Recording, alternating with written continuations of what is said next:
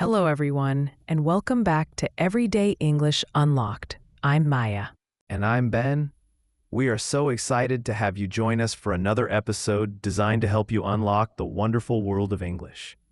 Today, we're tackling something absolutely fundamental, something you'll use every single time you meet someone new.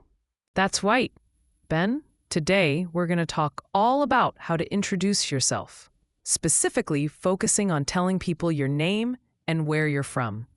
This is crucial for our A1 English learners, but honestly, it's a great refresher for everyone. It really is. And to help us demonstrate, we have a fantastic guest with us today, who is also an A1 English learner. Please welcome Chloe. Hi, Maya. Hi, Ben. Thank you for having me. I'm excited to practice. It's wonderful to have you, Chloe. So let's jump right in. The very first thing we usually share when we meet someone is our name.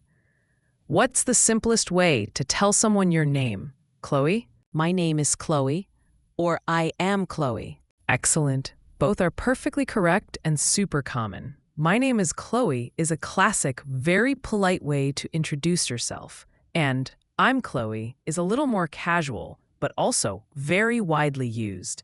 You hear it all the time. Ben, what's your name? My name is Ben. And you, Maya? I'm Maya. See? Simple and effective. Now, sometimes, especially with unique names, people might not hear you clearly, or they might not know how to spell it. So, a really important follow-up question is, how do you spell that? Chloe, how do you spell your name? It's Chloe. Perfect. Knowing how to spell your name, letter by letter, is incredibly useful. Think about when you're filling out a form, giving your name over the phone, or just clarifying for someone. It helps avoid misunderstandings. So, listeners, take a moment right now. Say your name out loud. My name is, or I'm at, and then spell it out. Go ahead. We'll wait a second. That's a fantastic exercise, Ben. And don't worry if you're not super fast with the alphabet yet. Practice makes perfect. Just keep saying those letters. Now, sometimes people also have nicknames, which are shorter, informal versions of their full name. For example, someone named Benjamin might be called Ben. Do you have a nickname, Chloe? No, just Chloe. But sometimes my friends call me Chloe. Ah, Chloe.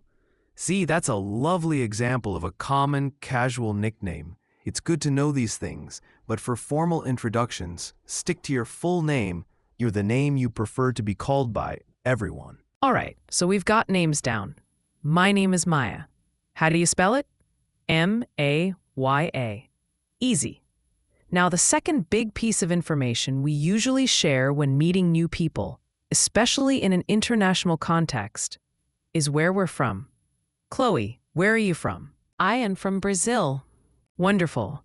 I am from Brazil. Again, super clear, super simple. You can also say, I come from Brazil, but I'm from is probably the most common. And the question to ask someone else is, where are you from? Ben, where are you from? I'm from Canada, specifically from Toronto, Canada. Great point, Ben. You can add your city or a more specific region if you like. So, I'm from Brazil, or I'm from Rio de Janeiro, Brazil. It just adds a little more detail. Chloe, can you tell us a tiny bit about Brazil? Just one very simple thing.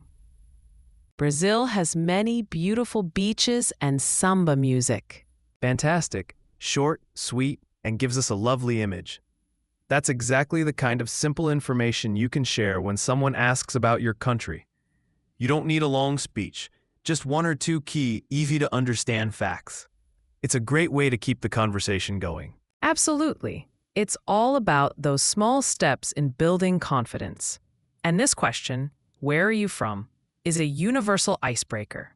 People are genuinely interested in learning about other cultures and places. So don't be shy.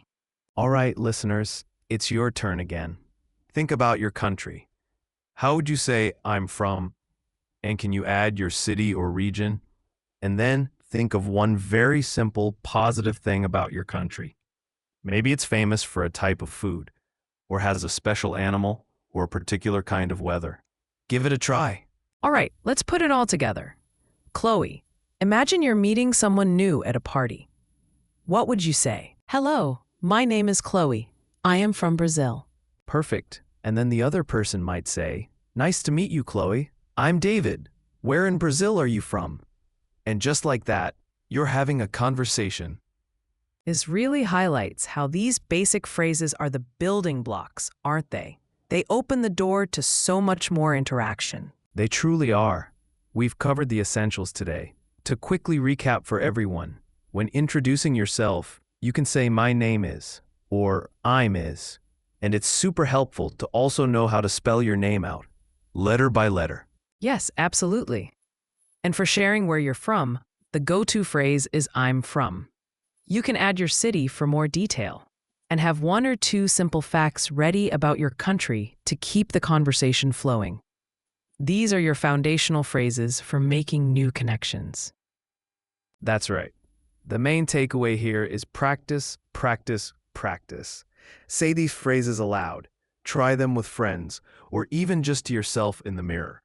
The more you use them, the more natural and confident you'll feel. Exactly. Don't be afraid to make mistakes. That's how we learn. Just speak up and people will understand. Chloe, thank you so much for joining us today and demonstrating these important phrases. Thank you for having me. It was very helpful. You're very welcome, Chloe. And to all our listeners, thank you for tuning into Everyday English Unlocked. We hope this episode helps you feel more confident in your next English conversation. Join us next time for more tips and tricks to unlock your English potential. Until then, keep practicing and we'll talk to you soon.